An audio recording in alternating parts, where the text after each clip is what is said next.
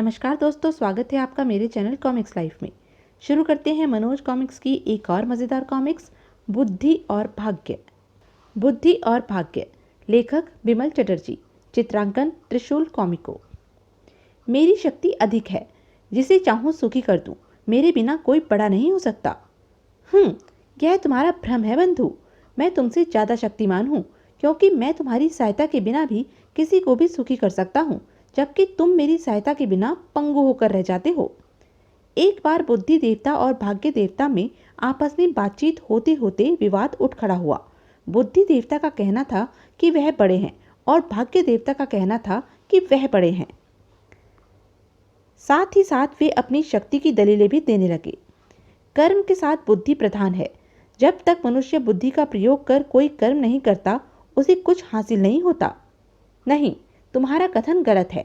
मनुष्य की जिंदगी में भाग्य का प्रमुख हाथ होता है। यदि भाग्य में कुछ नहीं, तो कोई कितना ही बुद्धि का प्रयोग क्यों न कर ले, कुछ फायदा नहीं होता।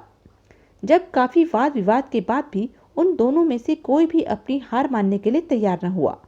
झगड़ने से कोई फायदा नहीं बंधु। क्यों न हम दोनों अपनी अपनी बात प्रमाणित करके दिखाएं। जिसकी बात ठीक साबित होगी वही हम में से बड़ा होगा। मुझे स्वीकार है। और दोनों अपनी अपनी बात को प्रमाणित करने के लिए धरती पर आ गए। एक स्थान पर उन्हें एक गडरिया भेड़ बकरियां चराता दिखाई दिया। वह देखो, वह रहा एक गरीब गडरिया।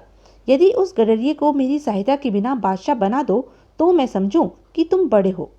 ठीक है, 1 माह बाद ही देखना तुम मेरी शक्ति का चमत्कार। ठीक है, कहकर बुद्धि देवता वापस लौट गया और भाग्य देवता ने उसको राजा बनाने का यत्न आरंभ कर दिया। अगले ही पल यह कीमती जूतियों की जोड़ी जल्दी ही उसका भाग्य पलट देगी और बुद्धि को मेरी ताकत का लोहा मानना ही पड़ेगा। वह कीमती जूतियों की जोड़ी, जिसमें बहुमूल्य हीरे मोती लगे थे, भाग्य देवता ने उस मार्ग पर रख दी जिससे गडरिया रोज अपने घर आता था। हाँ, यह स्थान ठीक रहेगा। जब वह यहाँ से गुजरेगा तब उसकी दृष्टि इन पर अवश्य पड़ेगी। भला इन अनमोल जूतियों को उठाने में किसी को बुद्धि की क्या जरूरत हो सकती है। निश्चित समय पर गडरिया वापस घर लौटने लगा। अरे, वह क्या! वाह, सुंदर जूतियों की जोड़ी। अब नंगे पैर घूमने से बच जाऊंगा। पैरों में भी बिल्कुल सही है। वह कीमती जूतियां पहन गडरिया खुशी खुशी अपने घर की ओर बढ़ चला। यहाँ तक तो सब ठीक हुआ। अब किसी व्यापारी को इस तक पहुंचाना चाहिए और यह मेरा चुटकियों का काम है। और भाग्य देवता ने तुरंत ही अपनी शक्ति द्वारा एक व्यापारी को उस मार्ग पर पहुंचा दिया। जब व्यापारी गडरिये के निकट से गुजरने लगा तो उसकी दृष्टि गडरिये के पैरों में चमचमाती कीमती जूतियों पर पड़ी। आए, हीरे रत्नों से जड़ी बहुमूल्य जूतियों की जोड़ी और इस गडरिये के पास। अगले ही पल, ए भाई, ठहरो! गडरिये ने रुककर उसकी ओर देखा। फिर व्यापारियों को जूतियों की ओर लगातार देखते पाकर वह मन ही मन घबरा उठा। यह तो इन्हीं जूतियों की ओर देख रहा है। कहीं यह जोड़ी इसी की तो नहीं। तभी व्यापारी बोला, क्यों भाई, अपनी ये जूतियां मुझे बेचोगे? मुझे ये बहुत पसंद है। अच्छा, तो यह इन्हें खरीदना चाहता है। मैं नाहक ही घबरा रहा था। गडरिये को सोच में डूबे देख व्यापारी पुनः बोला, क्यों भाई, किस सोच में डूब गए? जो मांगोगे मैं देने के लिए तैयार हूँ। मुझे कोई ऐतराज नहीं सेठ जी। सोच रहा था कि आप इनकी क्या कीमत देंगे। तुम ही बताओ भाई, इनके बदले तुम क्या चाहते हो? अनपढ़ मूर्ख गडरिये को उन जूतियों की कीमत का भला क्या अंदाजा हो सकता था। क्या मांगू? हाँ, भुने हुए चनों की मांग करूं। मुझे रोटी खाने रोज दोपहर व रात को गांव जाना पड़ता है। यदि 2 मन भुने हुए चने मिल जाएं तो यहीं बैठकर चने खाया करूं और भेड़ों का दूध पीकर आराम से घर जाकर सो रहा हूं। और अच्छी तरह सोच विचार करने के पश्चात वह बोला, सेठ जी, इनके बदले आपको मुझे 2 मन भुने हुए चने देने पड़ेंगे। उफ, मूर्ख! वाह! केवल 2 मन चने के बदले वे अनमोल जूतियां मिलती देख व्यापारी मन ही मन प्रसन्न होता हुआ बोला, ठीक है भाई, मुझे यह सौदा मंजूर है। तुम मेरे साथ निकट ही मेरी दुकान पर चलो। मैं तुम्हें 2 मन भुने हुए चने दिलवा देता हूँ। ठीक है, चलिए। गडरिये को लेकर व्यापारी अपनी दुकान पर पहुंचा और उसे 2 मन भुने हुए चने दिलवा दिए। ले लो भाई, यह रहे तुम्हारे 2 मन भुने हुए चने। तो लीजिए, ये जूतियां भी आपकी हुई। सेठ जी, एक कृपा और कीजिए। अपना गधा इन बोरियों को ढोने के लिए और दे दीजिए। कल लौटा जाऊंगा। हाँ हाँ, ले जाओ भाई। अरे मूर्ख, इन जूतियों के लिए अपना गधा तो क्या, मैं अपना सब कुछ दे सकता था। गडरिया चने की 2 छोटी बोरियां गधे पर लादकर वहां से चल पड़ा। आहा, कितना खुशकिस्मत हूं मैं, जो कौड़ियों के भाव मुझे ये जूतियां मिल गई। उफ, कितना मूर्ख निकला यह गडरिया। लेकिन मुझे अब इस व्यापारी के दिमाग में कुछ भरना होगा ताकि गडरिया का रास्ता साफ हो सके। और रात में जब व्यापारी सोया हुआ था, अरे मूर्ख, तू सोया हुआ है, तेरे तो भाग्य जाग उठे हैं। जा, वे जूतियां तू महाराज को भेंट कर दे, महाराज तुझे माला माल कर देंगे।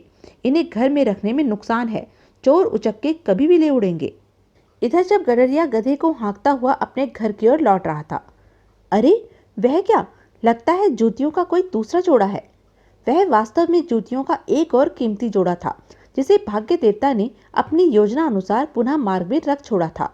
आहा, मजा आ गया। जब यह चने निपट जाएंगे तो इनसे उसी सेठ से फिर चने ले आऊंगा। अब मुझे वर्षों तक गांव में भोजन करने के लिए नहीं जाना पड़ेगा। और गडरिया खुशी खुशी अपनी झोपड़ी तक पहुंच गया। ईश्वर का शुक्र है कि मेरी भेड़ बकरियां इधर उधर नहीं गई। अब मैं यह बोरियां संभाल कर रख दूं। उधर सुबह जब व्यापारी सोकर उठा, कैसा विचित्र सपना था।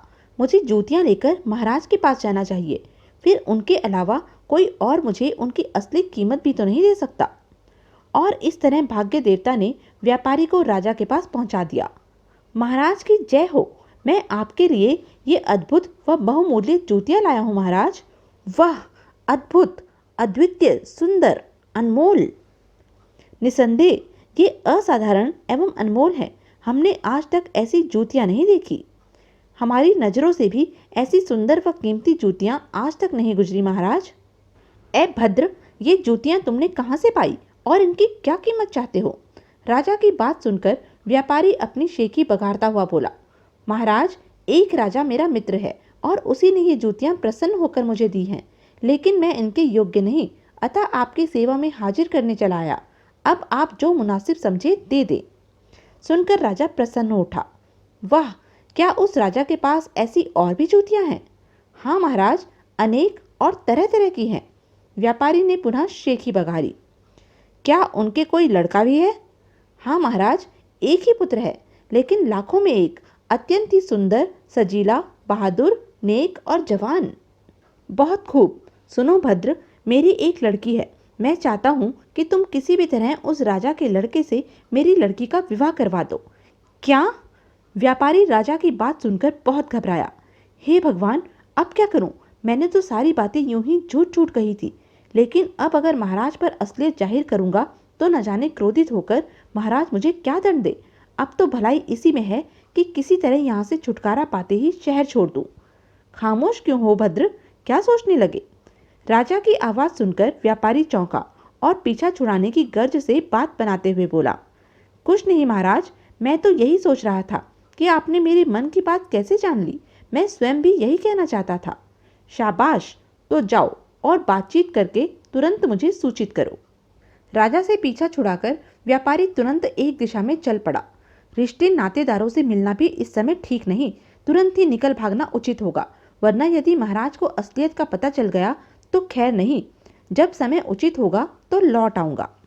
भाग्य से उसी मार्ग पर गडरिया भी उस दिन अपनी भेड़ बकरियां चरा रहा था। अरे, यह तो वही सेठ मालूम पड़ता है, कहीं अपने चने वापस लेने तो नहीं आ रहा। अरे गडरिया, लेकिन उस बेचारी को क्या दोष, भूल तो मेरी ही है जो मैंने डींग हाँकी। व्यापारी जब उसके निकट पहुंचा तो वह उसे पहले से भी अधिक मूल्यवान जूतियां पहने दिखाई दिया। आए, उससे भी ज्यादा कीमती जूतियां? हे प्रभु, रक्षा करना। हो न हो यह कोई सिद्ध महात्मा है, तभी तो ऐसी मूल्यवान वस्तुएं इसके पास हैं। तभी गडरिया ने डरते डरते पूछा, कहिए सेठ जी, कैसे आना हुआ? क्या जूतियां पसंद नहीं आई? नहीं भाई, ऐसी बात नहीं, मैं तो अपना गधा वापस लेने आया था। अरे, आपने क्यों तकलीफ की, मैं ही पहुंचा देता। गडरिया ने राहत की सांस ली और व्यापारी को नज़दीक ही बने अपने झोपड़े पर ले गया और गधा उसके हवाले कर दिया। संभालिए सेठ जी अपने गधे को। अच्छा भाई, अब चलता हूँ। व्यापारी गधे को लेकर वापस लौट पड़ा। इसकी असलियत जानने के लिए मुझे छुपकर इस पर नज़र रखनी चाहिए। गडरिया की नज़रें बचाकर व्यापारी निकट ही पेड़ों के एक झुरमुट के पास पहुंचा। गधे को यहाँ बांध दो, किसी की नज़र नहीं पड़ेगी। उसके बाद वह चलता हुआ एक ऐसे पेड़ के निकट पहुंचा जहां से वह भेड़ बकरियां चराते गडरिये को साफ देख सकता था।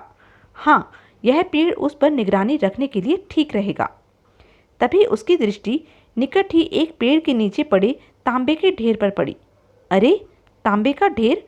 कहाँ से आया यहाँ इतना सारा तांबा? यदि इस तांबे को बेचा जाए तो खूब पैसा मिल सकता है। व्यापारी उसी पेड़ पर चढ़ने लगा। इस तांबे के बारे में फिर सोचूंगा, पहले गडरिये की निगरानी करूं। और पेड़ पर चढ़कर वह गडरिये की निगरानी करने लगा। जब दोपहर हुई तो गडरिया धूप से व्याकुल हो उसी पेड़ के नीचे आया। कहीं इसी ने तो यह तांबा यहाँ इकट्ठा नहीं कर रखा, लेकिन किस लिए? वहां पड़े तांबे के ढेर के सहारे सिर रखकर गडरिया सुस्ताते सुस्ताते सो गया।